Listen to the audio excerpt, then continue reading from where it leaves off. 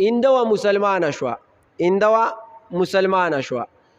بیا چې هندوه مسلمانېږي او د مسلمان سره نکاح کوي او کافر را لګي او دا پنډتان وایي که نه چې په دې باندې زوړ یو نکاح پروت دی زمونږ د هندو، زمونږ د سیک یو نکاح پې پروت دی.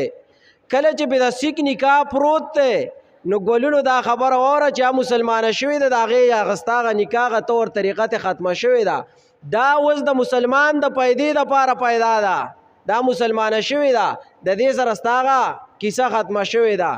نو قانون خو د شریعت دا و چې ذمي کافر به په اسلامي ملک کې پاتې کېږي، ذمي کافر به په اسلامي ملک کې پاتې کېږي، خو دی به ټیکس ورکوي، دی به ټیکس ورکوي. لکه زمونږ هندوان چې دا اقلیت دي که نه، وي دا اقلیت نه پکې یو مشر کړی دی، هغه پکې بغیر ووټ نه پاس کېږي. دا پاکستان خو هم ډېر ښکلی قانون دی. نو چې اقلیت نه هغه داخله چې دا معامله به وي، داسې نه چې هغه له دې اقلیت دومره ورکړی دی، ذمي کافر راغلی دی او په اسلام کې خپله یو مورچه جوړه کړې ده او بیا به هغه په ورځو شپو باندې هرتال کوي او تا ته به لار بندوي، تا ته به لار بندوي. د دې نه هم یو خبره ثابتېږي چې دا شی ټیک نه دی، زمونږ دا قانون ټیک نه دی. که چېرته دا ټیک وای نو ولې یو کافر سیک پنډت راپاسي او روډ بندوي یو شپه او یو ورځ، ولې دا روډ بندوي؟ لہذا که چېرته داسې وشو نو دا ذمي کافر خو بلاول ټیکس ورکوي، دیو په ملک پاتې کېږي خو لکه غلام به پاتې کېږي.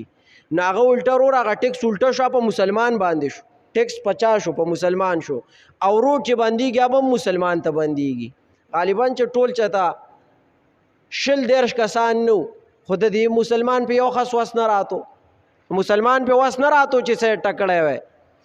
که چېرته ته وایې چې په دې کې زه دا کوم چې زه به راپورټ وکړم، نو ګوره زما په قانون کې دا لیکلي اسلامیه جمهوریه پاکستان کې چې که چېرته هلک او جنۍ په رضا باندې د کوره ووته او کوټ میرج یې وکړو نو جایز دی، کوټ میرج یې وکړو نو جایز دی. نو بیا دې له پکارو چې حکومت له پکارو چې دوی یو څو لوړه والی وی د دې ځای نه یې ټکړی وی، ځکه چې خلق لکم ما فی الارض جمیعا، دا چې پیدا کړي دا د دې د پیدې دپاره چې دا به مسلمان ورسره نکاح کوي. که چېرته هندو مسلمانه شو د بل هندو پې نکاح پروت او خپل رسم رواج په طور باندې مسله واوره، نو که چېرته دغه نکاح پې پروت او دغه نکاح ختمه د مسلمانې په نکاح اخیستی شي، د هغه طلاق ته هېڅ ضرورت نشته. بله مسله ورسره دا واوره، که چېرته یو مسلمانه ده او دا د بل چا په نکاح کې ده او دا ښځه د اسلام نه واوړې ده او مرتده شوه او بل څوک په نکاح بیا هندو اخلي او دی وایي چې نه دا خو زما په نکاح کې ده، وایي ګلونو خفه کېږم او هغه مرتده شوې ستا نکاح ورسره ختم شوی دی.